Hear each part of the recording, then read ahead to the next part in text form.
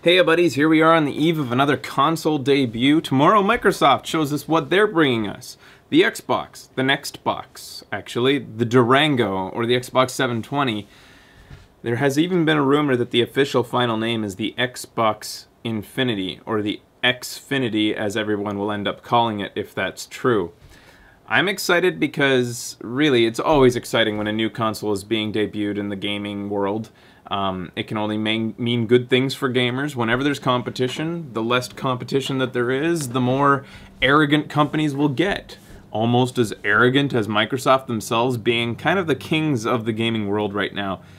They have, I think they've even surpassed Nintendo in systems sold, and they've certainly made the most profit and seem to have the most momentum behind them. I would say some of that is attributed towards their excellent rebranding as a media company, or as like more of a media system, multimedia system, as opposed to just a gaming console. That was smart of them. Unfortunately, it makes for some pretty boring E3s, as you've seen in the past, including their obsession with the Kinect.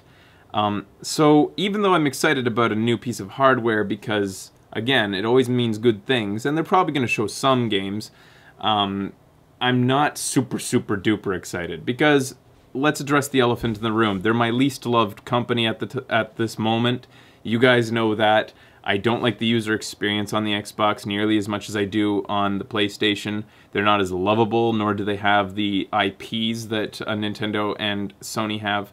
I'd like them to maybe loosen up a little bit, and I would say that the other elephant in the room is those horrible draconian anti-gamer rumors going around about always online DRM and anti-used game measures.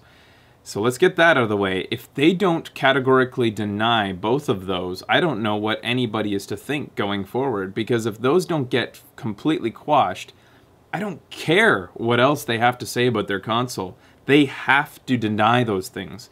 And I don't care how entrenched you are as a user of Xbox. And I accept that people become loyal to a brand.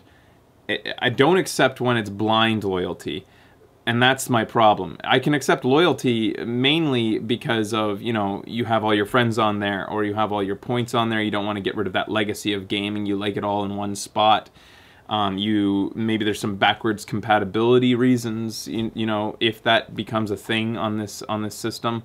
However, I won't accept, you know, blind loyalty. And in the case of anti-used game measures and always online DRM, if you stick with Microsoft after that, I have to say you're kind of dumb. That's dumb of you. That's sheepish. I don't know that this is going to be true. What I do find very odd, though, is that they haven't officially come out and said that it's not true. There was a leaked internal email that kind of seemed to put to rest that there won't be always online things happening. But if that is true, if that email was real, and I'm not saying it wasn't, but why wouldn't they just let Major Nelson, like, tweet something that says, hey, don't worry, you'll be able to play your single-player games offline, don't worry about it. It just seems really odd to me that they haven't nipped this in the bud, which has become a flowering stinkweed plant, if stinkweeds flower. So, anyways, because of that bad taste in my mouth, I actually found doing this vlog a little difficult. I restarted it multiple times because all I could find was bad things to say, and I got all curmudgeonly, and I want to be excited, and I am excited. So I got a little bit of help by asking everybody on Facebook, what makes you guys excited about what's coming up? And a few things that I'm glad I asked this, because I was reminded of a few things. First thing that always makes you kind of pumped up about Sony and Nintendo conferences is the exclusives. Microsoft, not well known for having exclusives. They got Gears of War and they got Halo, and Gears of War and Halo. I think there's other ones. I can't think of them off the top of my head. But, you know, it feels like a lot. There's something about those games that's just, you know, I don't know. I know that Halo fans love Halo, and that's great, but I'm just not excited about those IPs. I even like Gears of War, but I'm just not excited for the next one. But somebody brought up a really great point. Microsoft owns Rare, and we haven't seen anything from Perfect Dark or Banjo and Kazooie or any of the other Rare titles that Rare owned, the intellectual properties that Rare owned in the past. So That would be a really surprising and fun announcement if they made something to show everybody, hey, we care about games still, and we care about games that aren't shooters, and here are some fun things that you can play that isn't, you know, Sesame Street or whatever. And hey, I actually tested that game and I like it. We really need to do that on the show. That was a Double Fine title that did the Sesame Street Connect. That's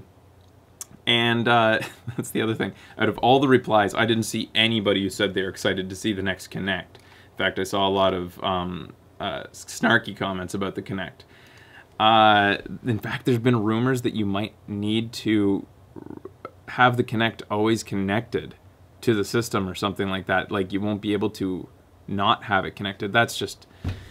Anyways, other things that people are excited about. A lot of it was sarcasm. I'm sorry. You guys didn't really help me that much get positive. One question I have is there going to be a streaming service involved? Will they have any sort of, like you know, but by which I mean like what Sony introduced, playing their old games and maybe even new games through some sort of OnLive type service? That would be really interesting. However, Microsoft hasn't made any acquisitions like Sony had. Sony's rumors about that were pretty easy to predict because they'd purchased a company that did the exact same thing as OnLive. But there is nothing like, you know, OnLive was started by a former Microsoft dude, but that went nowhere, you know, like so either way, you know, there was some weirdness about the acquisition of OnLive though, so no, I'm pretty sure it has nothing to do with Microsoft. Anyways, I would like to see that though. I think that'd be interesting. Because this conference is most likely going to be very responsive, they'd be smart strategically, to respond point for point to Sony. Of course, they won't come out with bulletin notes, but they moved this conference back. It was originally going to be late April, and then you saw a snarky tweet from Major Nelson talking about how they didn't even show their console. I predict that Microsoft wasn't even going to show their console, but when they saw the reaction by the media to the fact that a console wasn't shown, lesson not learned from Nintendo. And the reason they didn't show a console is clear. They wanted everybody to concentrate on that controller and the share button. But anyways, I think that they moved this thing so that they could respond better, and I think they changed some things. And it's possible that they changed their strategy towards these rumors about the anti-piracy and the always online stuff. Maybe they saw the backlash online because of the rumors and they've decided to change their strategy. That would be good. As much as I am sure you guys would love to see frage from me. If they come out and they confirm these rumors or they don't deny them, you're going to see a lot of anger from me because that's just ridiculous. I don't wish for that, though, because it's only good for gamers to get rid of shit like that. Like, we don't want that. It's a bad thing. It's bad for gaming, and it's bad for everybody. It's all negative. Somebody said, I want more ads in my dashboard. The ads on my... this will bring me on to Xbox Live in general. The ads in the dashboard are stupid, but it seems like a trend that Microsoft does. Nulani, our mod, one of our mods, was just telling me that apparently in Windows 8, one of the apps that comes with Windows 8 actually has ads in it. Apple doesn't do anything like that. Like, there are no ads built into the OS or the iOS on the iPhone. Like, there's apparently, like, the Metro app or something has ads right in it. That's ridiculous to me. Like, I mean, you're buying a product. It shouldn't advertise to you within the product. TVs don't count because TVs are showing a service that has ads in it. Microsoft is providing the service of Xbox Live, and they put ads in it. Even when you pay, right? Right? Yeah, I pay for Xbox Live Gold, and I'm seeing ads. What the fuck? I'm paying for the service. Those ads should disappear. Like any other service where there's ads, and then when you pay for it, the premium service gets rid of the ads. It's a rant. It's turning into a rant. I can't stop myself. Okay, stay positive. Xbox Live. Hey, look at what Sony's doing. Make a free service that lets you play with your friends, and then have a premium service, keep Xbox Live Gold, but then step it up a notch and give away free stuff just like Sony does. Sony is amazing at this. I'm telling you guys, right now, the best system to own, if you need to go out right now and buy a new console and you have no attachment to either one because you don't have like a past, you don't have friends on one or the other or something like that, you gotta get a PlayStation just because of how amazing PlayStation Plus is. Anyways, I'm not fanboying here. This is just like argue against me about how PlayStation Plus isn't good. That's the thing. Call me a fanboy if you want, but tell me how PlayStation Plus isn't a great value for consumers. I want to see Nintendo do it too. Anyways, other things. Social features. That's a positive thing. People want to see social features from Microsoft. They want to see lots of Twitters and connection to Facebook and things like that. That's cool, like especially if it integrates into the games, I'm sure. That's neat. It's hard for me to picture that myself because nowadays I use Twitter and Facebook kind of like as a part of, not of course you guys are my buddies, but like, you know, personal life, I don't really use those services anymore because I'm using them so much for show life. So you don't really, it's hard for me just to picture that, but I can completely understand if you enjoy like tweeting from inside the game, like screenshots or whatnot. Speaking to that, Sony brought around that share button, and I think that as much as some people scoff at it as being just a gimmick, I think it's a really worthwhile and exciting feature. I am excited to use it specifically on the show. You know, like if I don't have a third computer, I have one doing the show and then the other one that's sending it up to the internet, and I don't want to set up a third computer to capture the game footage in full screen. But I would love to have that ability that if a crazy glitch happens or if something just really silly and fun happens, I would love to have the ability to keep that full screen footage of it, just so you can watch it back on like a show and trailer or something without us actually in it. You know what I'm saying?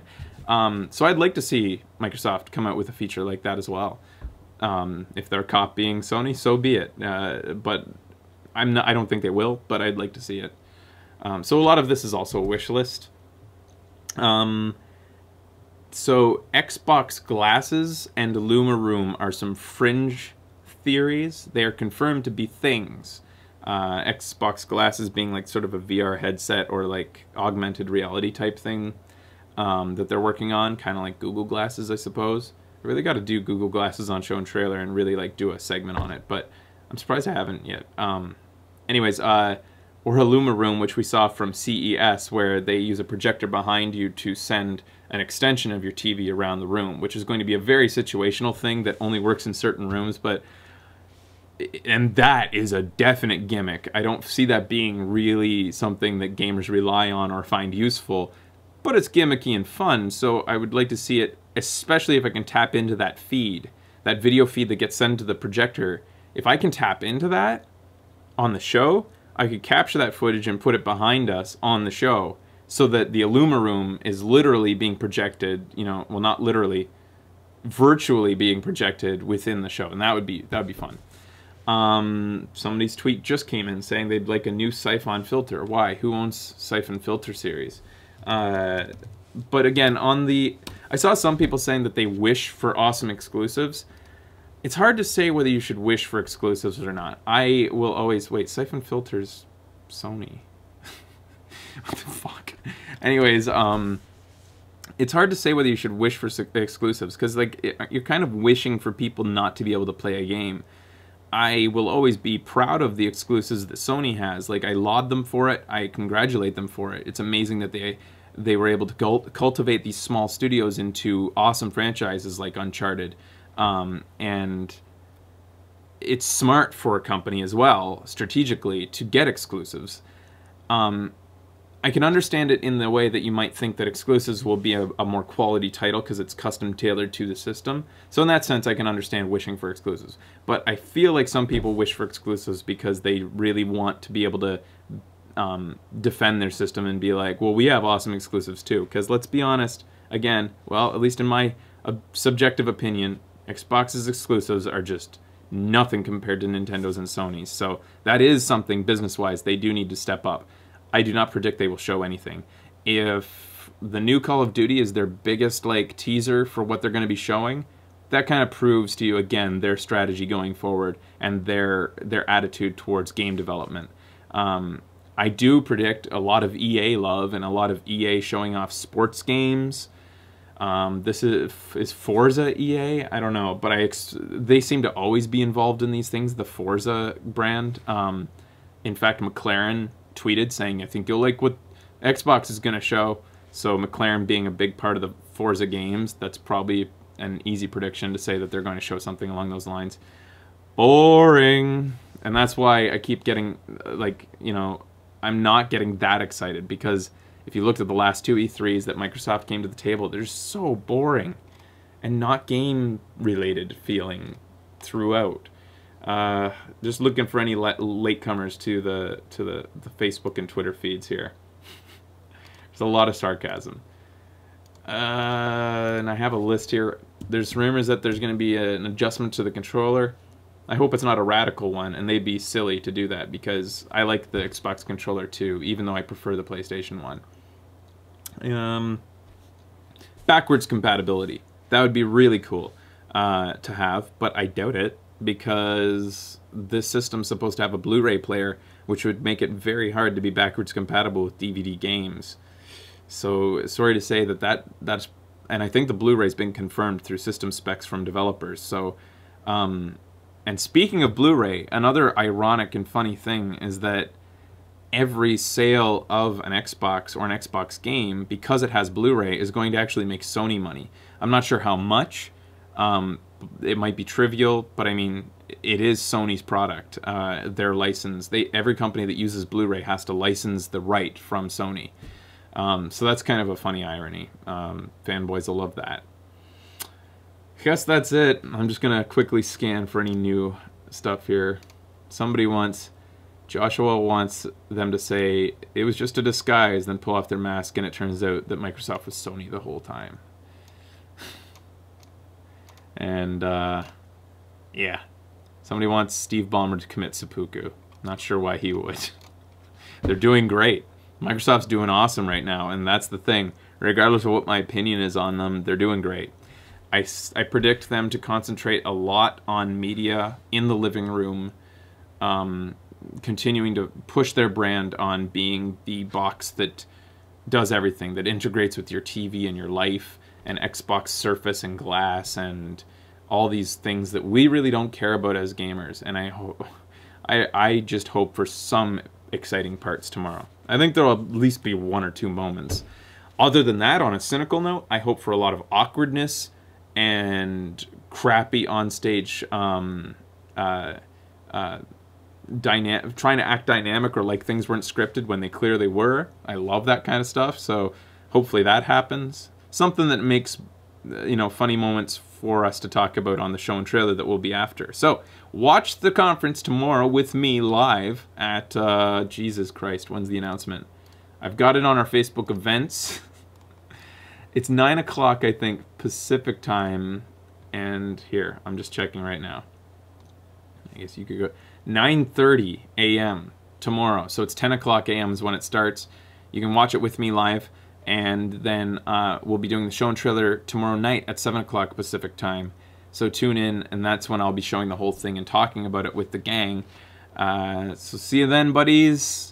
I love you. It's exciting times, but to be honest, more exciting when we see something come from Valve as far as the Steam box goes. I'd say that, to me, is going to be the real shakeup this console generation. More on that another time, though, when we actually see more about it. I love you guys. Bye now.